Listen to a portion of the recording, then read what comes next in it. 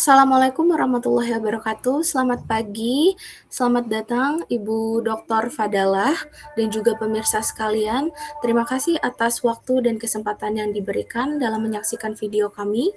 Pada hari ini, kami kelompok 6 yang terdiri atas saya, Gila Mareta Hanun, dan juga rekan-rekan saya, Mahara Damar dan Arya Sidki, akan mempresentasikan terkait dengan proyek akhir kami dalam mata kuliah Psikologi Lingkungan Perkotaan dengan jadwal Jumat jam 10 sampai 11.50. Pada hari ini kami akan mempresentasikan proyek judul Intervensi Pengoptimalan Tebet Eco Park melalui penguatan pemulihan psikologis, peningkatan daya tarik lingkungan, pengembangan pengalaman spasial, dan pemenuhan kebutuhan pengunjung. Untuk slide selanjutnya akan dijelaskan oleh rekan saya. Bab satu untuk latar belakang pengembangan kawasan perkotaan yang semakin masif itu membuat ruang terbuka hijau semakin sedikit dan dialihkan fungsi lahan ke fungsi lainnya. Nah, kondisi ini tuh berdampak pada kualitas lingkungan yang bisa meningkatkan berbagai tekanan psikologis kayak stres dan kelelahan mental.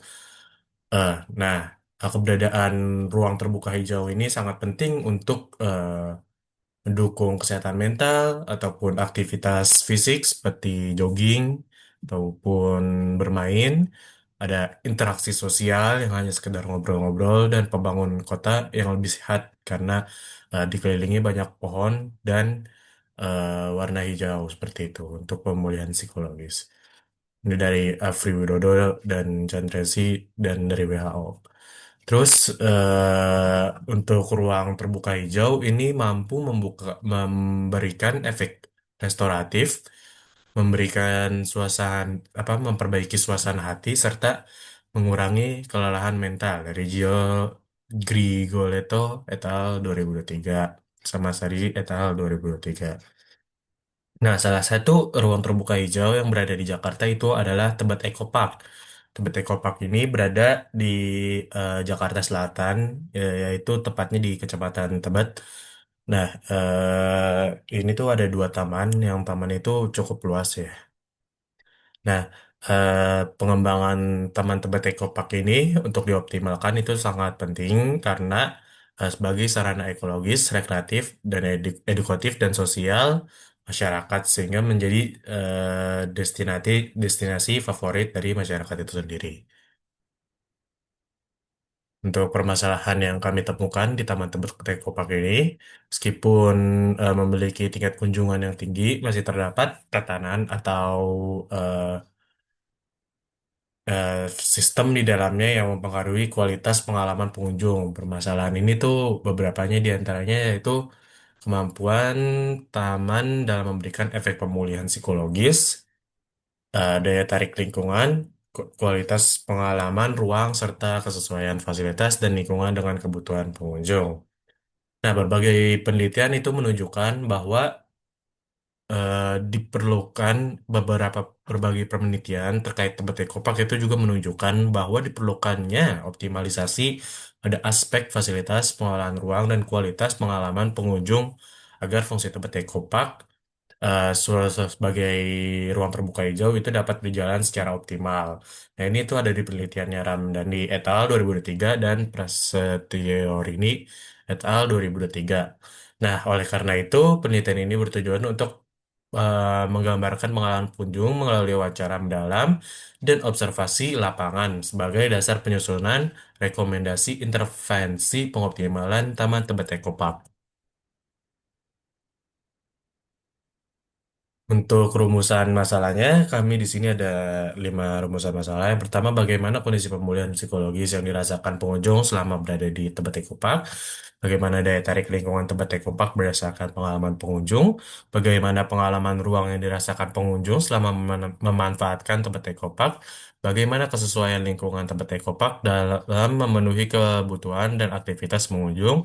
Bagaimana rekomendasi intervensi pengoptimalan Tebet Eco Park berdasarkan hasil analisis terhadap pemulihan psikologis, daya tarik, lingkungan, pengalaman ruang, dan kesesuaian lingkungan dari hasil observasi dan wawancara yang kami lakukan.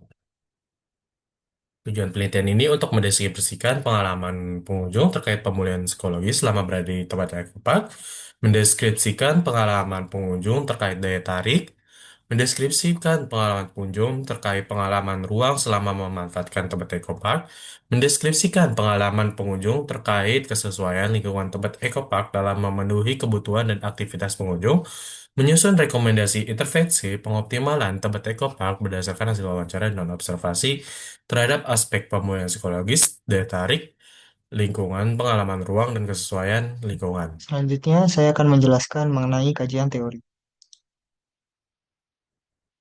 Dalam kehidupan perkotaan, individu terus-menerus menghadapi berbagai tuntutan yang mengharuskan mereka mempertahankan fokus di tengah banyaknya gangguan.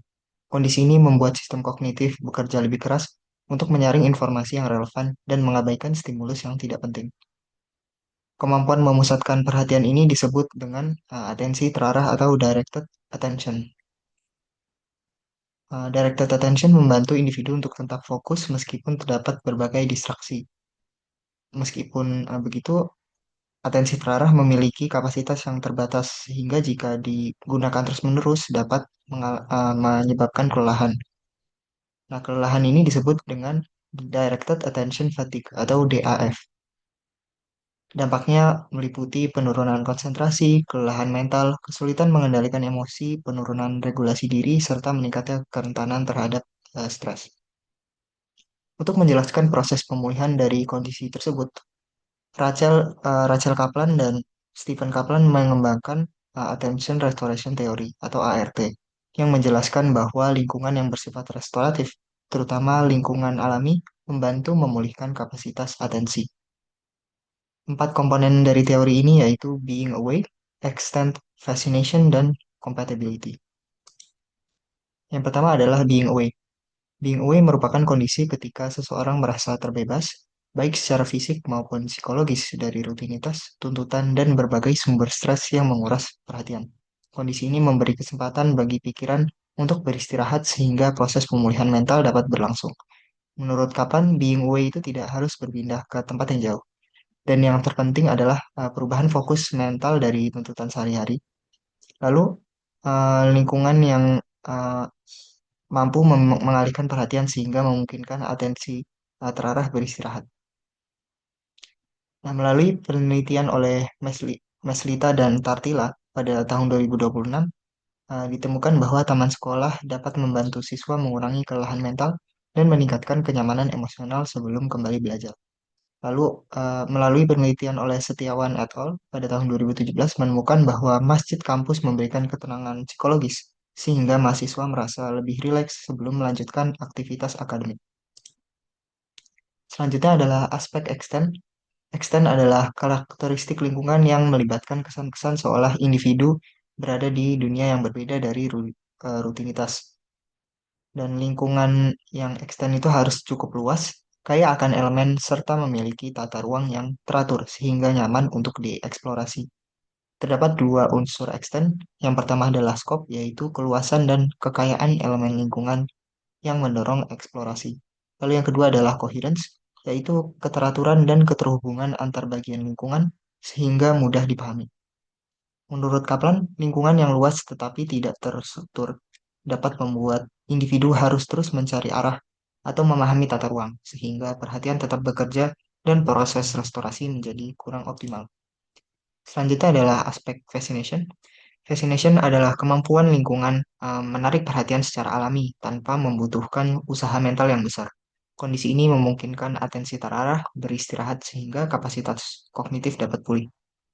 Terdapat dua jenis fascination. Yang pertama adalah soft fascination, yaitu perhatian tertarik yang muncul secara alami namun memberi ruang untuk berpikir dan refleksi. Contohnya pohonan, aliran air, awan, dan cahaya matahari di sela dedaunan. Lalu jenis fascination yang lainnya adalah hard fascination, yaitu perhatian yang sepenuhnya terserap oleh suatu aktivitas. Contohnya pertandingan olahraga atau permainan digital. Menurut Kaplan, hard fascination kurang mendukung restorasi karena tidak memberikan kesempatan untuk refleksi. Aspek selanjutnya adalah compatibility. Compatibility adalah tingkat kesesuaian antara karakteristik lingkungan dengan kebutuhan, tujuan, dan aktivitas penggunanya. Lingkungan yang kompatibel harus memungkinkan individu untuk melakukan aktivitas secara nyaman tanpa harus mengeluarkan banyak usaha mental untuk menyesuaikan diri. Dan lingkungan yang tidak kompatibel itu tidak dapat meningkatkan beban kognitif, maaf, dan menghambat proses restorasi. Lingkungan yang kompatibel, yang memiliki compatibility ditunjukkan melalui fasilitas yang mendukung aktivitas pengguna, kemudahan akses dan penggunaan ruang, serta lingkungan yang nyaman dan minim hambatan. Untuk selanjutnya akan dijelaskan oleh rekan saya. Baik, terima kasih Damar atas kesempatan yang diberikan. Selanjutnya saya akan menjelaskan terkait dengan metode penelitian yang digunakan pada penelitian ini. Boleh di next slide? Baik, untuk tipe penelitian yang kami gunakan merupakan penelitian tipe kualitatif, yaitu dengan data berbentuk deskriptif naratif yang berarti non-angka. Pendekatan yang dipakai adalah analisis deskriptif kualitatif, yakni untuk menganalisis, menggambarkan, dan meringkas hasil wawancara observasi menjadi data utama. Dalam penelitian kualitatif kami berfokus pada pemahaman fenomena sosial secara rinci dan juga organik dalam arti sesuai dengan kenyataan yang terjadi pada fenomena sosial yang terjadi sesuai dengan kejadian dalam kehidupan nyata. Boleh next slide. Untuk unit analisis sendiri atau hal-hal apa saja yang berkaitan dengan penelitian dan menjadi perhatian kami, yaitu terdapat dari dua kelompok, yaitu individu ataupun kelompok sebagai subjek, dan juga sebagai subjek lainnya adalah berbentuk benda. Untuk individu atau kelompok dapat berupa pengunjung yang sedang berada di Taman Tebet Eco Park, dan untuk benda yang kami jadikan data observasi, yaitu adalah segala fasilitas umum yang tersedia di Taman Tebet Eco Park.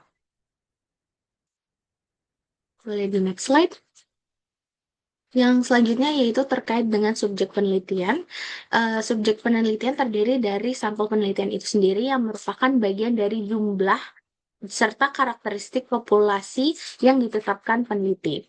Dan untuk teknik yang digunakan dalam penentuan sampel ini dengan non-probability accidental sampling, yaitu individu tidak memiliki peluang yang sama, dalam arti kami akan memilih sehingga individu tidak memiliki peluang yang sama ketika terpilih menjadi subjek, dan hanya mereka atau hanya subjek dan hanya mereka atau hanya subjek tersebut yang kebetulan bertemu dengan peneliti dan memiliki kecocokan atau kesesuaian dengan topik yang sedang diteliti. Lalu, untuk jumlah subjek kami tidak, maaf, boleh kembali sebentar. Lalu, untuk jumlah subjek kami tidak menetapkan dalam indikator numerik, atau misalnya kami menentukan sebanyak 10 subjek, mungkin di awal tidak. Kami hanya akan melakukan pencarian sampel secara terus-menerus ataupun memberhentikannya ketika kami merasa data kami sudah cukup atau sudah jenuh. Jadi ketika data kami masih kurang atau belum jenuh, maka kami akan melanjutkan pencarian sampel. Namun apabila data kami sudah cukup, maka sampel yang sudah kami lakukan wawancara akan diberhentikan dalam jumlah tersebut. Boleh next slide. Pada teknik pengambilan data atau bagaimana cara kami untuk memperoleh data terkait dengan penelitian kami adalah dengan teknik wawancara dan juga teknik observasi. Namun terlebih dahulu kami melakukan teknik wawancara, yaitu dengan wawancara semi terstruktur. Untuk hasil wawancara akan menjadi data primer kami. Untuk alasan kami memilih struktur semi struktur ini adalah karena sifatnya yang fleksibel dan juga eksploratif, dengan masih memiliki pedoman terhadap topik utama agar wawancara atau pemerolehan hasil data penelitian sesuai dengan topik yang kami sokong. Untuk interaksi yang kami jalankan dalam penelitian kami yaitu tingkat 3, di mana subjek dapat menyampaikan informasi secara terbuka, nyata, dan juga rinci. Untuk wawancara yang kami laksanakan masih bersifat tradisional dan juga dalam setting natural, dalam artian wawancara kami dilakukan secara tatap muka di Taman Tebet Eco Park, dengan bentuk focus group discussion dan juga setting natural seperti yang saya sebutkan sebelumnya, agar interview bisa tetap merasa nyaman sehingga uh, mendorong adanya jawaban-jawaban yang bersifat apa adanya atau sesuai dengan apa yang dirasakan oleh subjek, sehingga data bersifat berkesesuaian atau objektif dalam pandangan real pengunjung Tebet Eco Park. Untuk hasil wawancara akan kami jadikan sebagai data primer. Hal ini dikarenakan memberikan kejelasan, keakuratan, gambaran topik, dan meminimalisir adanya distorsi pemahaman. Karena kami memperoleh data berdasarkan dari sumber pertama, tidak ada pindah-pindah tangan seperti yang biasanya dilakukan oleh data sekunder atau data tersier. Boleh. Next slide. Untuk teknik penggalian data selanjutnya yaitu dengan observasi berupa pencatatan naratif anekdotal dengan jenis partisipan yaitu non-partisipan. Mengapa data ini menjadi data sekunder? Sebab data sekunder dijadikan untuk sebagai data penguat dari data primer yang memang memiliki cakupan yang lebih kaya. Nah, dalam penelitian ini, peneliti akan bertindak sebagai non-partisipan atau pihak luar yang tidak memiliki andil dalam kegiatan subjek dan hanya bertugas mencatat hal yang diamati tanpa harus terlibat langsung atau melakukan sebuah intervensi dalam kegiatan tersebut. Teknik naratif dipilih. Teknik naratif dengan kecenderungan anekdotal sendiri dipilih karena dapat mendeskripsikan kondisi subjek yang akan diubah menjadi sebuah narasi.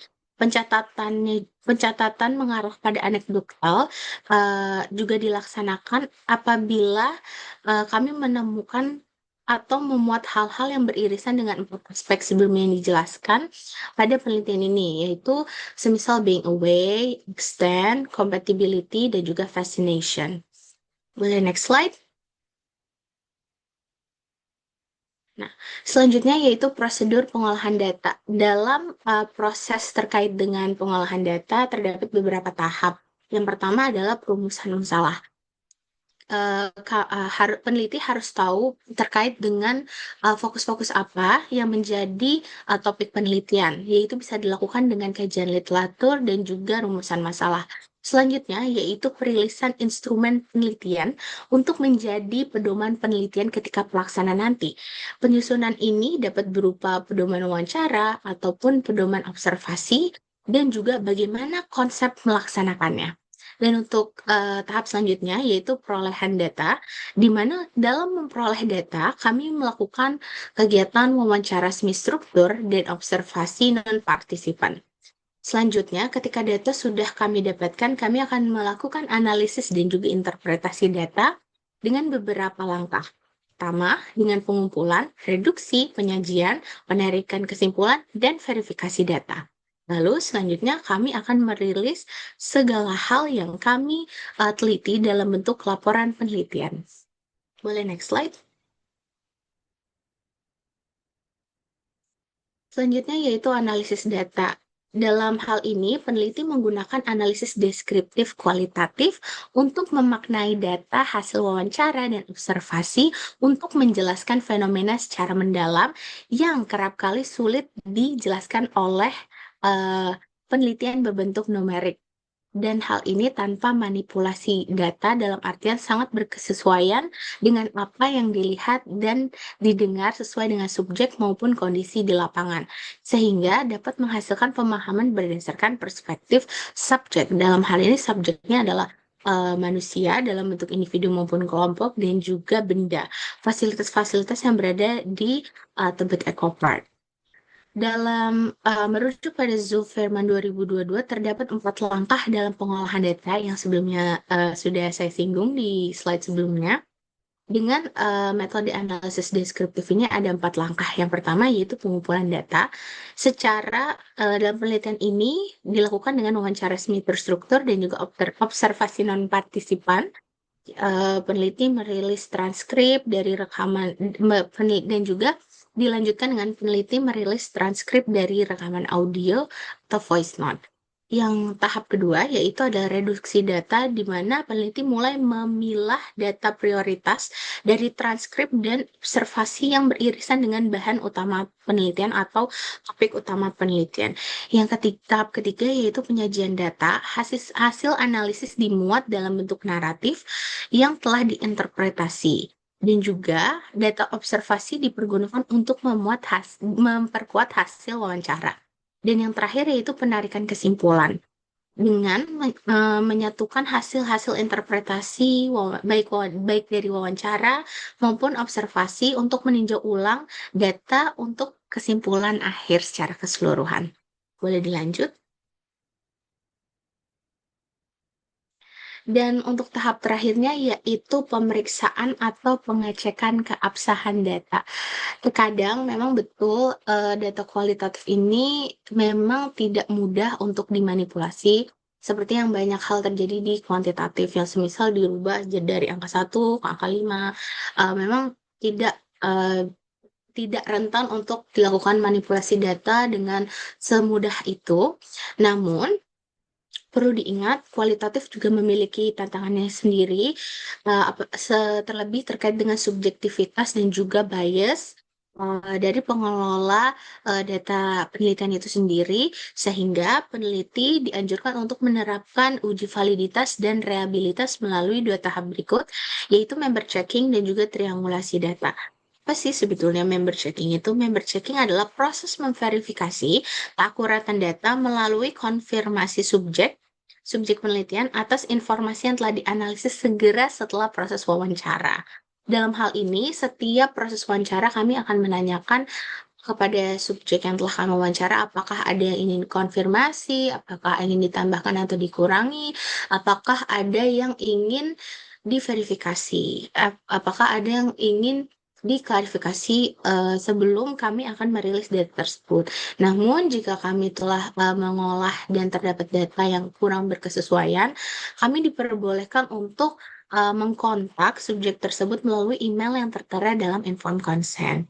Dan untuk teknik pengecekan keabsahan selanjutnya yaitu triangulasi data, di mana setiap anggota penelitian akan memastikan keselarasan proses perolehan data secara satu sama lain di antara anggota tim penelitian tersebut untuk menghasilkan data yang tepat sesuai dengan topik dan juga efektif dalam mereduksi bias.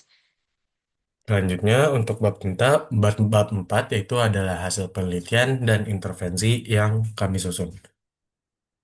Untuk yang pertama itu kami menggambarkan gambaran umum Taman Tebet Tekopark. Ini tuh ke Taman Tebet Tekopark adalah taman yang terletak di Jakarta Selatan. Di dalamnya sebetulnya sudah banyak fasilitas yang mendukung, seperti dispenser air gratis, seperti toilet yang ada dua, ada musola juga, ada beberapa booth makanan, ada shelter, ada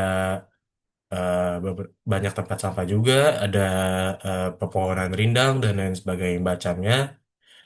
Nah, tetapi masih terdapat beberapa hasil dari wawancara dan observasi yang perlu dioptimalkan kembali dari teman-teman Kopak ini terkait pemulihan psikologis, daya tarik lingkungan, pengalaman ruang, dan kesesuaian lingkungan. Nah, untuk pemulihan psikologis dari hasil wawancara, pengunjung Tebet Eco Park itu eh, dapat melepaskan penat dari pekerjaan maupun kesibukan sehari-hari melalui suasana sejuk dari pepohonan dan dengan melakukan aktivitas santai seperti berlari, ngobrol, atau sekedar bersantai.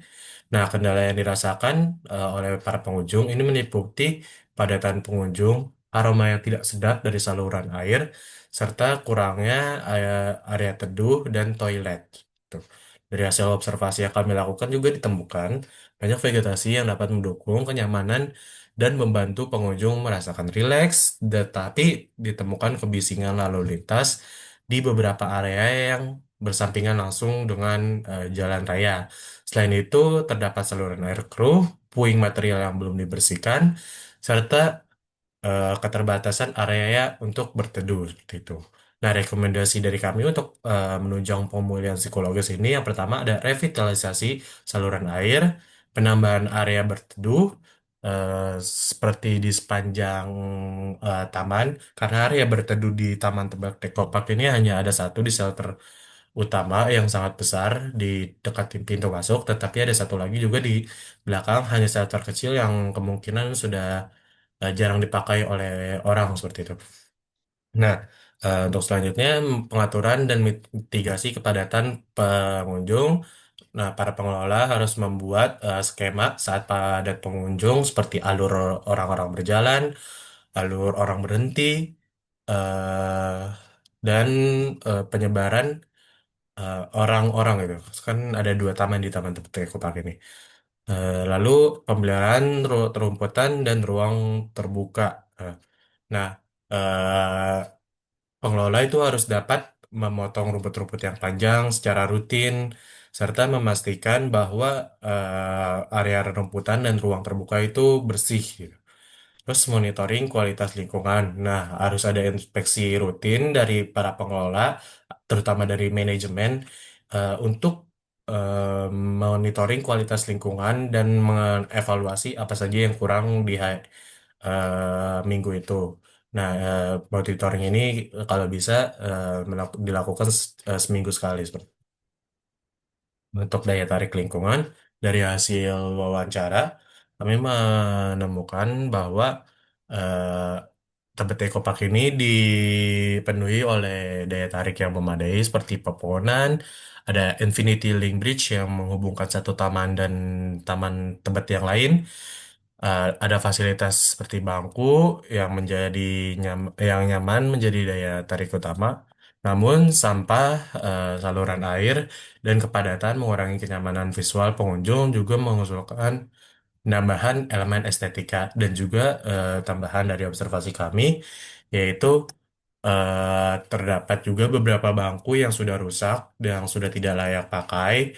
Itu dapat mengurangi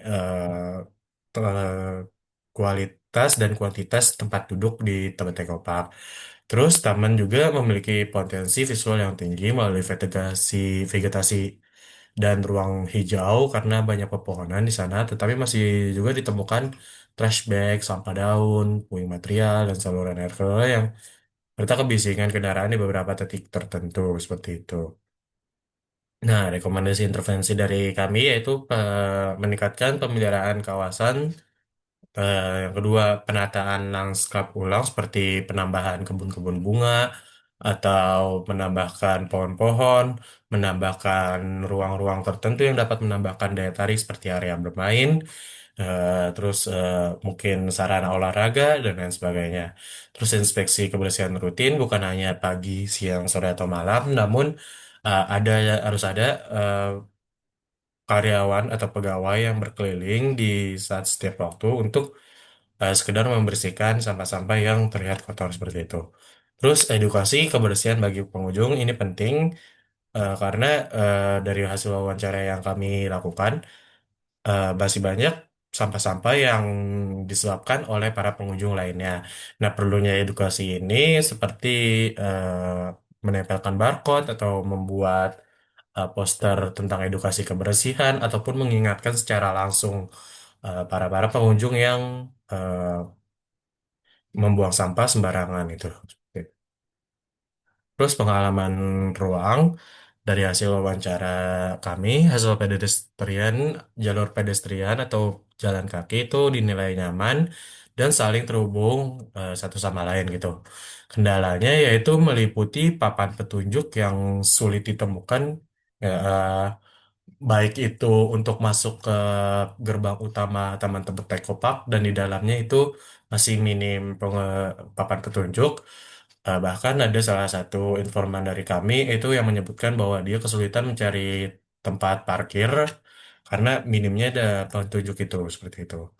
Nah, terus fasilitas yang masih terpusat di shelter utama yang meliputi banyak hal, itu masih terpusat di situ, tidak tersebar secara merata ke seluruh taman, dan kepadatan jalur saat akhir pekan seperti itu. Nah, setelah observasi, sama jalur pedestrian sudah menghubungkan seluruh area utama, tetapi masih banyak yang ada sampah daun, sebenarnya sampah organik, tetapi dapat mengganggu pengalaman dan apa, pemandangan estetika. Lalu ada keterbatasan wayfinding, yaitu petunjuk arah, yang dimana petunjuk arah di situ tuh cuma kecil di situ ya, cuma berisikan arah tempat dan nama tempat Tebet Eco Park saat itu, nggak menunjukkan detail, dapat menyebabkan kebingungan ya, dari para pengunjung yang kurang paham untuk membacanya gitu. Terus pemerataan fasilitas yang belum optimal, seperti tadi toilet itu masih ada di satu titik saja, terus stop kontak dan lain sebagainya itu masih terdapat di shelter utama, jadi pengunjung kesulitan untuk mencari semua itu ketika berada di area terbuka di Taman Tebet Eco Park. Lalu kepadatan parkir. Nah, kepadatan parkir ini perlu diperhatikan juga karena saat ramai pengunjung, banyak pengunjung yang menaik motor sehingga lahan parkir itu cukup padat dan ramai seperti itu. Nah, rekomendasi intervensi dari kami yaitu penambahan wayfinding yang lebih komprehensif, yaitu bisa berupa papan yang lebih besar, petunjuk yang lebih jelas arahnya, dan nama-nama tempat gitu di Taman Tebet Eco Park. Nah, terus eh, harus menambahkan denah kawasan pada setiap pintu masuk, seperti eh, peta yang berisikan titik-titik nama di teman Tebet Eco Park. Jadi pengunjung jika ingin janjian oleh orang tertentu atau ingin pertama kali mengunjungi Taman Tebet Eco Park, dia tidak kebingungan gitu. Dia harus kemana dan tertarik oleh apa seperti itu. Nah, lalu harus disediakan juga QR kode peta digital, meskipun sudah ditambahkan di pintu masuk. Nah, tetapi kadang pengunjung itu suka lupa, dia tuh harus kemana, jadi harus ditambahkan QR kode agar pengunjung dapat membuka peta dimanapun dia berada di tempat-tempat Ecopark itu. Terus seperti yang tadi saya bilang, pemerataan fasilitas itu wajib diperlukan. Terus lalu pengaturan sirkulasi pengunjung, seperti yang pertama saya beritahukan. Terus pemeliharaan jalur pedestrian, seperti adanya sampah atau tidak, atau ada jalannya rusak atau tidak. Mungkin dari hasil observasi kami itu ada beberapa trek lari yang catnya sudah pudar, itu wajib dipelihara juga ya dari Taman Tebet Eco Park, karena mempengaruhi pengalaman ruang bagi orang yang jogging di sana seperti itu. Nah, untuk kesesuaian lingkungan, nah, tempat-tempat Eco ini sebenarnya udah lengkap ya, seperti area ibadah, olahraga, dan kuliner meskipun tidak banyak. Terus antrean toilet yang sangat panjang pada jam puncak liburan, terutama pada wanita ya. Antriannya itu bisa sampai keluar karena dari wawancara yang kami lakukan, di dalamnya itu hanya terdapat 3 bilik toilet seperti itu.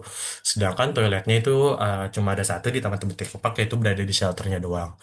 Terus butuh stop kontak dan dispenser air minum yang lebih tersebar gitu. Karena stop kontak dan dispenser ini cuma ada di shelter utama, padahal terdapat juga area-area duduk di seberang dari shelter itu yang ramai pengunjung seperti itu.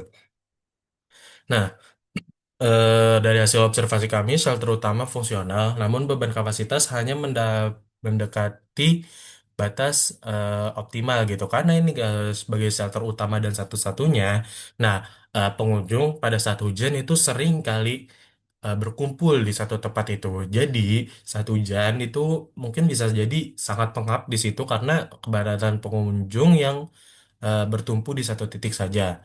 Terus lahan parkir roda dua sangat padat pada akhir pekan sehingga butuh pengoptimalan, seperti jalur park, jalur keluar masuk motor yang perlu diperhatikan karena beberapa jalur sempit. Terus keamanan dari motor juga perlu diperhatikan, dan kemepetan dari lahan parkir itu juga perlu diperhatikan seperti itu.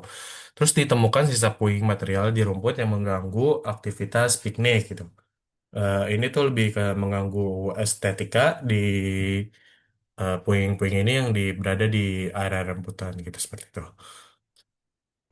Lalu untuk rekomendasi intervensi dari kami yaitu yang pertama inspeksi fasilitas penunjang secara rutin dan berkala seperti pengecekan fasilitas bangku, pengecekan ayunan, pengecekan dispenser. Karena dari hasil observasi kami dispenser itu nggak bisa mengeluarkan air panas ataupun air dingin, hanya bisa air biasa. Itu di dalamnya harus dicek mesinnya. Terus normalisasi sistem drainase dan penyaringan sampah di hilir. Ini penting karena di samping Taman Tebet Eco Park itu ternyata terdapat rumah susun dan airnya itu sangat keruh di sepanjang jalan sana. Jadi sebagai intervensi untuk mengurangi kekotoran, kekeruhan, dan bau tidak sedap dari air drainase itu. Nah, itu diperlukan sistem penyaringan yang komprehensif untuk melalui Taman Tebet Eco Park itu. Plus pengawasan ketat terhadap pembuangan sampah sembarangan. Nah, selain diingatkan, perlu juga ada tindakan tegas dari pengelola bagi orang-orang yang tidak menjaga kebersihan lingkungan Taman Tebet Eco Park. Sekian dari saya, selanjutnya akan dilanjutkan oleh rekan saya. Terima kasih. Baik, selanjutnya saran dan kesimpulan. Penelitian ini menunjukkan bahwa tempat ekopark secara umum telah berfungsi sebagai ruang terbuka hijau yang mendukung rekreasi, interaksi sosial, olahraga, dan relaksasi. Lalu keberadaan ruang hijau, jalur pedestrian, dan fasilitas pendukung lainnya telah memberikan pengalaman yang positif bagi pengunjung.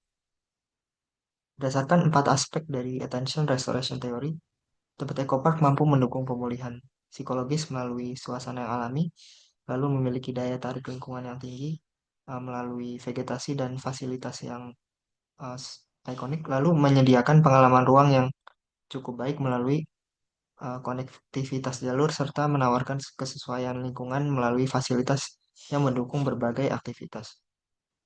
Namun masih diperlukan perbaikan pada aspek kebersihan, kondisi saluran air, area berteduh, pemerataan fasilitas, sistem navigasi, dan pengelolaan kepadatan pengunjung. Selanjutnya untuk saran akan dijelaskan oleh rekan saya. Baik, terima kasih Damar untuk kesempatannya. Baik, untuk saran, terdapat dua jenis saran yang kami riliskan dalam bagian saran. Yang pertama adalah saran untuk pengelola Tebet Eco Park sebagaimana yang menjadi media penelitian kami. Dan saran kedua diperuntukkan untuk penelitian selanjutnya berdasarkan dari proses penelitian telah kami jalani.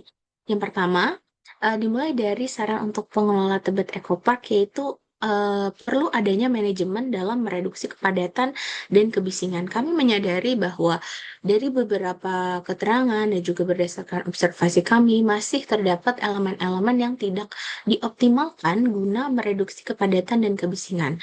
Semisal untuk kepadatan, kami menyarankan untuk membuat jalur satu arah agar tidak terlalu banyak jalan-jalan bercabang yang semakin membuat lonjakan kuantitas dari pengunjung itu sendiri.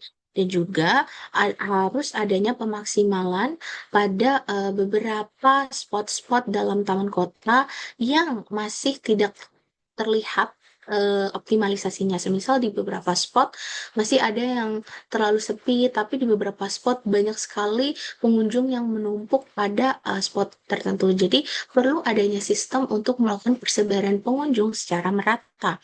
Dan untuk kebisingan, kami masih menyadari bahwa vegetasi alami yang dapat menjadi alat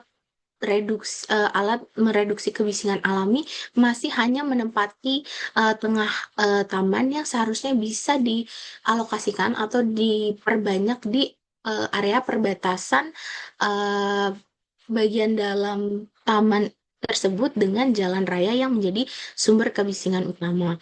Lalu adanya pembaruan dalam sistem aliran parit. Kami menyadari bahwa terdapat beberapa komponen yang menunjukkan bahwa aliran parit ini cukup mengganggu dalam arti memiliki bau yang tak sedap dan juga penampilan yang tidak mendukung keindahan dari tampilan taman kota tersebut, sehingga kami merasa perlu adanya sistem pengaliran air yang harus diinvestigasi kembali agar mengetahui dari mana sumber-sumber aliran parit itu berada, dan hal ini harus diintervensi segera dengan tentunya dengan teknik yang melibatkan orang-orang profesional, sehingga diharapkan media air yang uh, cukup besar ini dapat dialokasikan untuk keberfungsian yang lebih optimal, misalnya bisa untuk pemeliharaan sumber hayati lain seperti ikan mas atau bunga teratai yang semakin memberikan kesan keindahan bagi tampilan taman kota. Lalu selanjutnya adalah peningkatan penempatan serta informasi pada infografis 3D.